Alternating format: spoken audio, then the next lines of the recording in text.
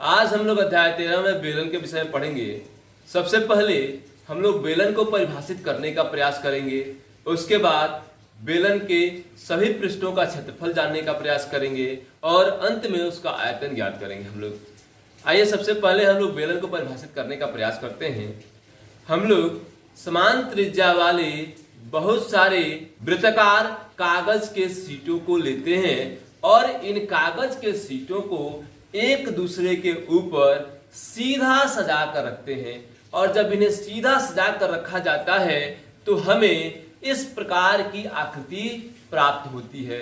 इसी आकृति को हम लोग बेलन कहते हैं। आइए सबसे पहले बेलन की परिभाषा लिखते हैं, फिर आगे बढ़ेंगे हम लोग। बेलन को हम लोग लंबवृत्तीय बेलन या समबेलन भी कहते हैं। इसको परिभाषित करते हैं हम लोग पाइप के आकार के ठोस को बेलन कहते हैं। जैसे घर में लगा गोल खंभा, पाइप, बांस, ड्रम आदि, ये सभी जो होते हैं बेलन के आकार के होते हैं। अब बेलन को समझने के लिए हम लोग इसे ध्यान से देखते हैं। बेलन में पृष्ठ जो है 1, 2 और 3 पृष्ठ होते हैं। इसमें किनारों की संख्या 2 होती है। एक किनारा यह ऊपर वाला और दूसरा किनारा नीचे वाला, तो इसमें 2 किनारे हैं। इसमें 3 पृष्ठ और 2 किनारे हैं। इसके अतिरिक्त इसमें शीर्ष नहीं होता है और जब शीर्ष नहीं होते हैं तो विकर्ण के होने का प्रश्न ही नहीं उठता है। तो विकर्ण और शीर्ष नहीं होते हैं, इसमें केवल पृष्ठ, जिसमें से 3 पृष्ठों में से 2 पृष्ठ नीचे वाला पृष्ठ और ऊपर वाला पृष्ठ समतल होता है और बीच वाला पृष्ठ जो होता है सो वक्र पृष्ठ होता है। तो अभी हम लोग देखें कि बेलन में पृष्ठों की संख्या 3 होती है, जिसमें 2 समतल तथा 1 वक्र पृष्ठ होता है। किनारों की संख्या 2 होती है तथा इसमें कोई भी शीर्ष नहीं होते हैं। आइए सबसे पहले हम लोग बेलन का वक्र पृष्ठीय क्षेत्रफल या पार्श्व पृष्ठीय क्षेत्रफल के विषय में जानते हैं, जिसे इंग्लिश में कर्व्ड सरफेस एरिया या लैटरल सरफेस एरिया कहा जाता है। तो सबसे पहले हम लोग वक्र पृष्ठीय क्षेत्रफल के विषय में समझने का प्रयास करते हैं। देखिए यह बेलन है। इस बेलन में 3 पृष्ठ है, एक ऊपर का, एक नीचे का। तो ऊपर का पृष्ठ वृत्तीय है, नीचे का पृष्ठ वृत्तीय है और बीच वाला पृष्ठ जो है सो वक्र पृष्ठ है। अब सबसे पहले इसी वक्र पृष्ठ का क्षेत्रफल निकालने को हम सीखते हैं, जानते हैं कि कैसे वक्र पृष्ठ का क्षेत्रफल हम निकाल सकते हैं। इसके लिए क्या सूत्र होना चाहिए, सबसे पहले हम इसको जानते हैं, फिर आगे बढ़ेंगे हम लोग। तो आइए इसके लिए हम क्या करते हैं कि सबसे पहले इसमें लगे कागज को हम यहाँ से निकाल लेते हैं। लगे कागज को हम यहाँ से निकाल लेते हैं और निकालने के बाद हम इस पर चर्चा करेंगे। अब हम क्या करते हैं, इस कागज को ऐसे मोड़ देते हैं और मोड़ करके इसको क्या करते हैं कि कैंची की सहायता से हम इसको काट लेते हैं।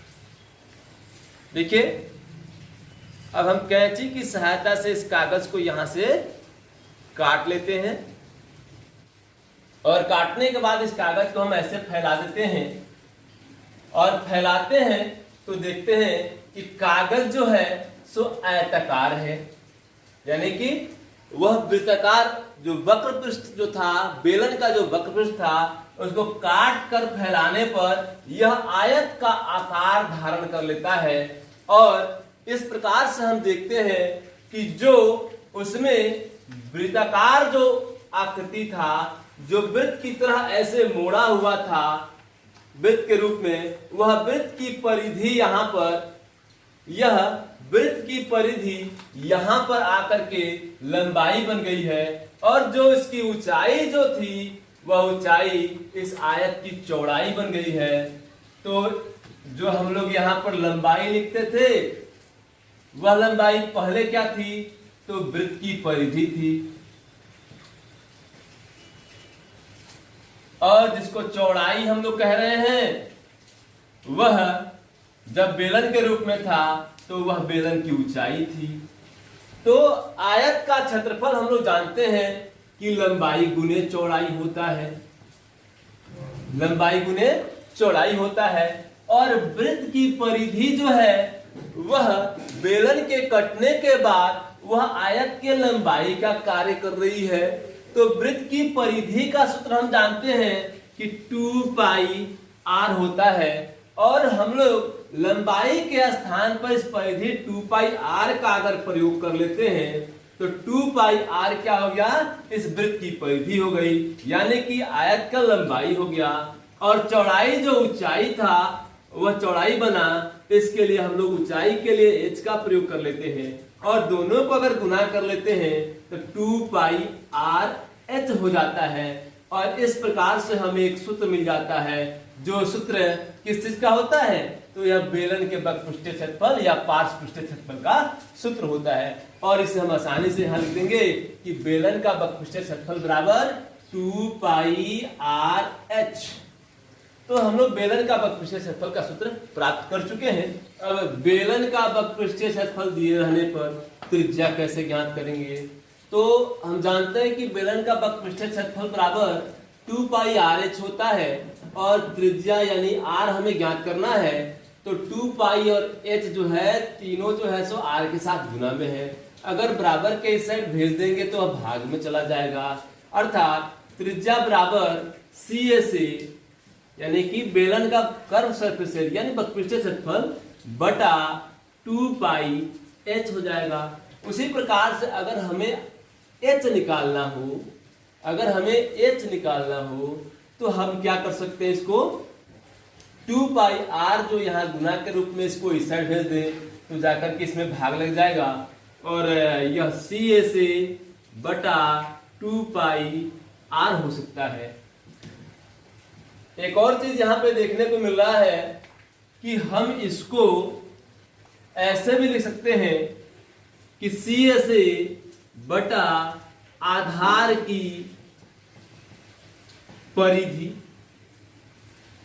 यह 2 पाई r जो है सो बेलन के आधार की परिधि है।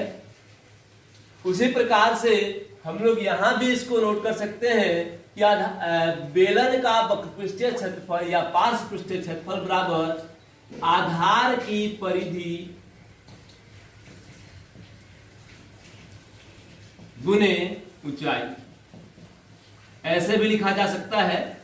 यानी कि 2 पाई r क्या है, तो आधार की परिधि हो गई, और उसमें अगर ऊंचाई से हम गुना कर देंगे तो बेलन का बकपृष्ठीय क्षेत्रफल हो जाएगा। तो उसी प्रकार से यहां हमें यह सूत्र मिल जाता है। अब हम लोग देखेंगे बेलन का संपूर्ण पृष्ठीय क्षेत्रफल। अब हम लोग बेलन का पृष्ठीय क्षेत्रफल या संपूर्ण पृष्ठीय क्षेत्रफल निकालने का सूत्र जानेंगे कि किस प्रकार से बेलन के संपूर्ण पृष्ठीय क्षेत्रफल को निकाल सकते हैं हम लोग, या उसका क्या सूत्र हो सकता है। तो जैसा कि अभी आप लोग सीखे कि बेलन का वक्रपृष्ठीय क्षेत्रफल 2 पाई r h होता है, तो इसका मतलब हम इसका वक्रपृष्ठीय क्षेत्रफल जान चुके हैं। अब इसके आधार का और शीर्ष का अगर क्षेत्रफल हमको पता लग जाए, इसके छत का क्षेत्रफल और आधार का क्षेत्रफल अगर पता लग जाए तो हम इसका संपूर्ण पृष्ठीय क्षेत्रफल बता सकते हैं। तो इसका आधार जो है सो वृत्ताकार है, इसका छत भी है सो वृत्ताकार है, तो और वृत्त का क्षेत्रफल पाई r स्क्वायर होता है, और दोनों के आकार एकदम एक दूसरे के समान है, अर्थात ये दोनों सर्वांग समवृत्त हैं। तो एक वृत्त का जो क्षेत्रफल होगा वही क्षेत्रफल दूसरे वृत्त का भी होगा। इसलिए अगर हम वक्रपृष्ठीय क्षेत्रफल में अगर आधार और छत का क्षेत्रफल अगर जोड़ देते हैं तो बेलन का संपूर्ण पृष्ठीय क्षेत्रफल हमको पता लग जाता है। तो आइए देखते हैं कैसे। तो अभी हम लोग देखे थे कि बेलन का वक्रपृष्ठीय क्षेत्रफल 2 पाई r h होता है, और बेलन के आधार का क्षेत्रफल, आधार वृत्ताकार है इसलिए पाई r स्क्वायर होगा, और छत का क्षेत्रफल भी पाई r स्क्वायर होगा। अब इन दोनों को अगर जोड़ दें हम लोग तो 2 पाई r h और प्लस 2 पाई r स्क्वायर हो जाएगा। अब इसमें से अगर हम कॉमन लेना चाहें तो 2 पाई और आर कॉमन हो सकता है, तो 2 पाई और आर को अगर हम कॉमन निकाल दें तो इसमें एच बचेगा, तो यहाँ एच लिख देंगे, प्लस 2 ठो आर में से 1 ठो आर निकल गया तो 1 आर बचेगा। तो इस प्रकार से बेलन का पृष्ठीय क्षेत्रफल या संपूर्ण पृष्ठीय क्षेत्रफल, जिसे इंग्लिश में टोटल सरफेस एरिया कहा जाता है और शॉर्ट फॉर्म में उसे टीएस से दर्शाया जाता है, जो होता है बराबर 2 pi r into h plus r होता है। तो हम लोग बेलन का संपूर्ण पृष्ठीय क्षेत्रफल निकालने में सफलता अर्जित कर लिए हैं। अब हमें बेलन का आयतन जानना है। आइए जानते हैं बेलन का आयतन क्या होता है। तो बेलन जो है सो नीचे से लेकर के ऊपर तक समान रूप से फैला हुआ है, समान रूप से जगह यह छेदता है। यह ना कहीं मोटा होता है ना कहीं पतला होता है, एकदम समान रूप से ऊपर की ओर फैला रहता है, यानी इसी कारण इसको सम बेलन भी कहा जाता है।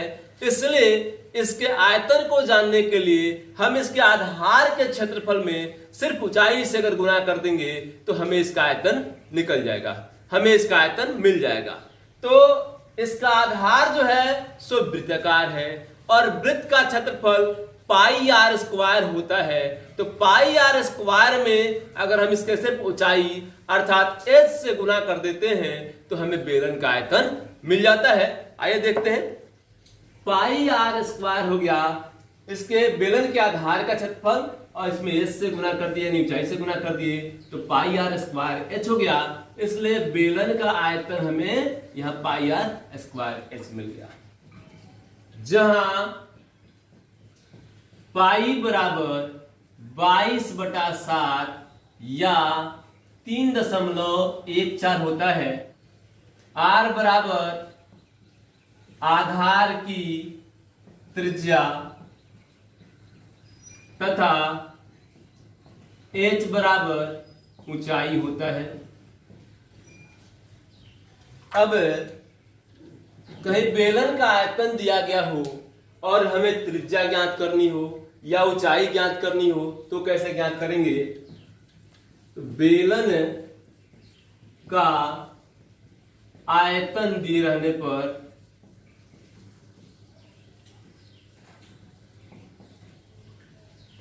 त्रिज्या यानी आर बराबर, हमें त्रिज्या ज्ञात करनी है और बेलन का आयतन दिया गया है। तो पाई और एच जो है यहां इसके साथ गुना के रूप में है, पाई और एच को इधर भेज देंगे तो वह आयतन के भाग में चला जाएगा, अर्थात v बटा पाई एच हो जाएगा।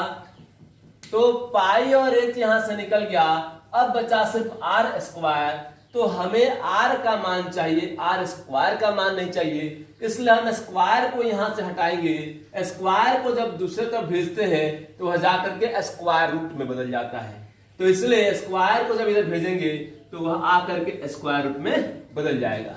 इसलिए बेलन का आयतन दिए रहने पर त्रिज्या बराबर रूट अंडर आयतन बटा पाई एच तथा ऊंचाई अगर ज्ञात करना है कि ऊंचाई क्या होगा, तो ऊंचाई को हम लोग एच से स्विच करते हैं। एच जो है यहाँ पाई आर स्क्वायर के साथ गुना के रूप में है, तो पाई आर स्क्वायर को इधर भेज देंगे जो आयतन में आकर के भाग में चला जाएगा, जो बराबर के इस तरफ आकर के भाग में चला जाएगा, अर्थात v बटा पाई आर स्क्वायर हो जाएगा और हमें ऊंचाई का सूत्र भी मिल गया। फिर आगे देखते हैं हम लोग। अब देखेंगे हम लोग कि पाइप अगर दिया गया हो तो पाइप का पृष्ठीय क्षेत्रफल कैसे निकालते हैं, पाइप में लगे पदार्थ का आयतन कैसे निकालते हैं, आइए उसे देखते हैं। अब हमें पाइप के पृष्ठीय क्षेत्रफल के विषय में जानना है, तो सबसे पहले पाइप को बेहतर ढंग से समझना जरूरी है कि पाइप आखिरकार होता कैसे है।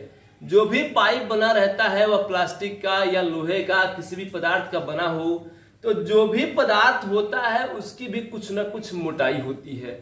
जैसे मैंने एक प्रयास किया आपको समझाने का, समझिए कि यह एक पाइप है, तो पाइप है तो यह जो देख रहे हैं आप लोग, यह सतह जो इसका पाइप में थोड़ा इसकी अपेक्षा हल्का पतला होता है, लेकिन फिर भी यह पृष्ठ उसमें पाया जाता है। भले ही वह पतला ही क्यों ना हो, लेकिन यह पृष्ठ उसमें होता है। तो इसमें पाइप का पृष्ठ दिखेगा, एक बाहर का वक्र पृष्ठ होता है, फिर यहाँ पे ऊपर से वलय होता है, फिर यहाँ नीचे भी एक वलय होता है, और दोनों वलय के अतिरिक्त एक भीतर का भी वक्र पृष्ठ इसमें पाया जाता है। तो पाइप का पृष्ठीय क्षेत्रफल जानने के लिए हमें इसके बाहरी वक्र पृष्ठ और भीतर के वक्र पृष्ठ दोनों का क्षेत्रफल जोड़ना पड़ेगा। फिर साथ साथ ये दोनों वलयाकार, ऊपर और नीचे के जो वलयाकार क्षेत्र हैं, इन क्षेत्रों का जोगफल एक साथ अगर निकालते हैं तब जाकर के यह पूरी तरह से पाइप का पृष्ठीय क्षेत्रफल हम लोग ज्ञात कर पाते हैं। तो आइए सोचते हैं, मानते हैं कि यह पाइप है,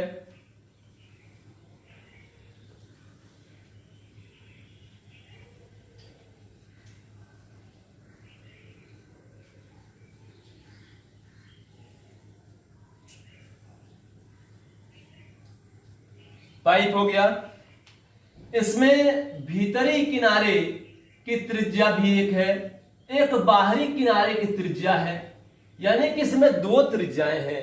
एक त्रिज्या छोटी है, इसको छोटे आर स्वीच करते हैं, एक त्रिज्या बड़ी है, इसको बड़े आर स्वीच करते हैं हम लोग।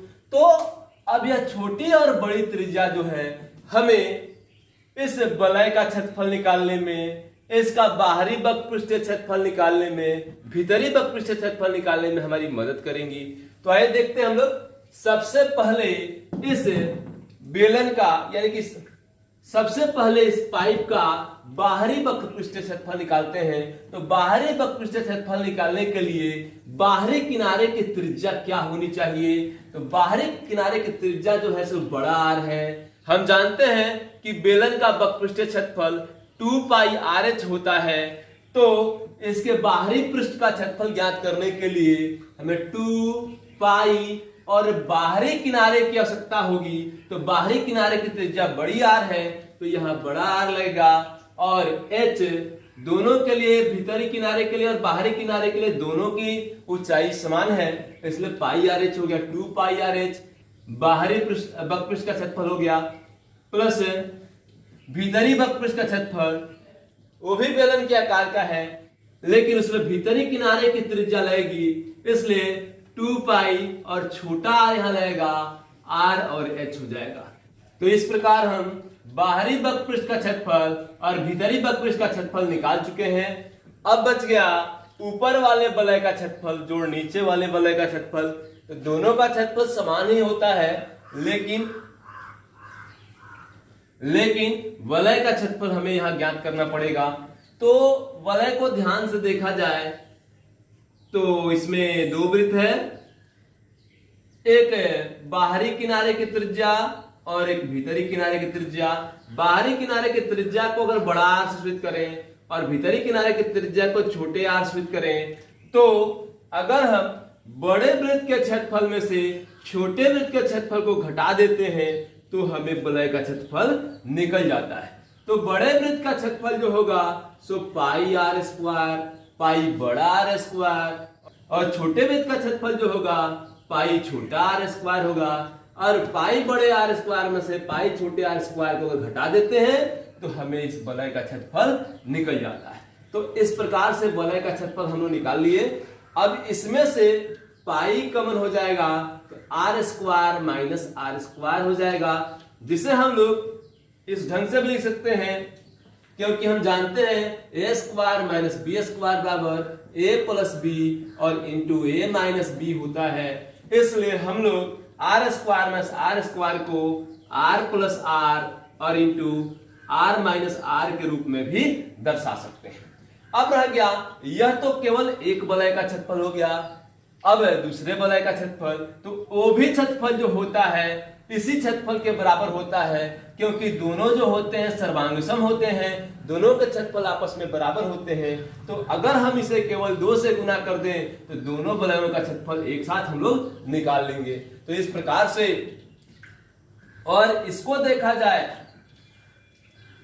तो इस प्रकार से हम इसको दोनों वलयों के क्षेत्रफल के लिए 2 pi into R plus R into R minus R लिख सकते हैं हम लोग। तो इस प्रकार से दोनों वलय का क्षेत्रफल हो जाएगा।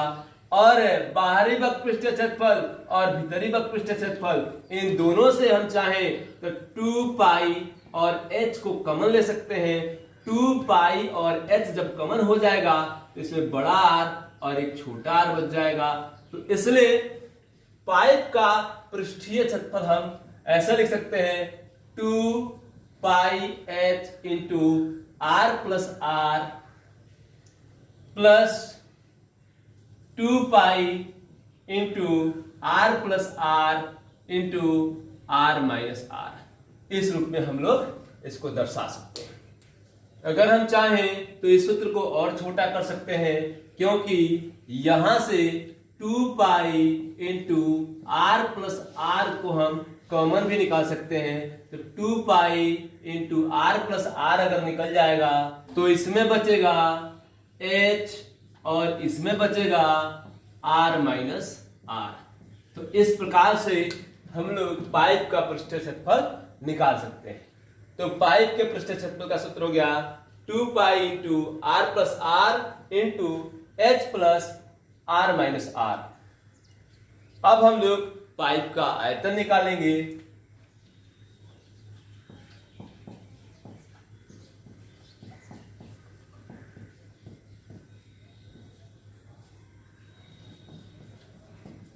पाइप का आयतन तो बहुत ही आसान है, जिस प्रकार से हम लोग शुरू से पढ़ते आ रहे हैं। अगर किसी वस्तु का आधार जिस प्रकार से हो, अगर उसी प्रकार से वह वस्तु ऊपर तक फैली हो, ना कहीं मोटी होती हो ना कहीं पतली होती हो, तो केवल उस वस्तु के आधार के क्षेत्रफल में अगर हम ऊंचाई से गुना कर देते हैं तो उस वस्तु का आयतन निकल जाता है। तो हम जानते हैं कि पाइप का आधार जो है सो वलयाकार है और वलय का क्षेत्रफल जो होता है pi into R plus R into R minus R होता है, और केवल हम इसमें अगर ऊंचाई से गुना कर दें तो उसका आयतन निकल जाएगा। इसलिए पाइप का आयतन बराबर pi into R plus R into R minus R into H. केवल पाइप के आधार के क्षेत्रफल में ऊंचाई से सिर्फ अगर गुना कर दें तो पाइप में लगे पदार्थ का क्षेत्रफल निकल जाता है। कई बार प्रश्न ऐसे आते हैं कि पाइप है और पाइप के बाहरी किनारे की त्रिज्या इतनी है, अंदरूनी किनारे की त्रिज्या इतनी है, तो पाइप में लगे पदार्थ का आयतन बताइए। तो हम क्या करेंगे कि वलय का क्षेत्रफल निकाल करके सिर्फ उसके ऊंचाई से गुना कर देंगे, पाइप में लगे पदार्थ का आयतन निकल जाएगा। तो इस प्रकार से पाइप का आयतन हम लोग निकाल चुके हैं। अब यहां पर आप प्रत्येक को पहचान ही रहे हैं कि जहां पाई बराबर 22/7 या 3.14, जब तक कहा नहीं जाता है तब तक हम 22/7 का प्रयोग करते हैं। 3.14 का प्रयोग कहने के बाद ही करना है। r बराबर बाहरी किनारे की त्रिज्या, छोटा r बराबर भीतरी किनारे की त्रिज्या,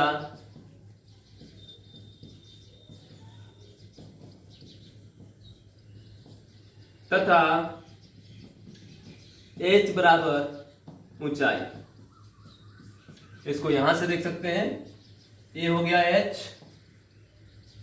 ये हो गया छोटी r, और इसको अगर यहां से बाहर तक अगर देखें तो ये बड़ी r।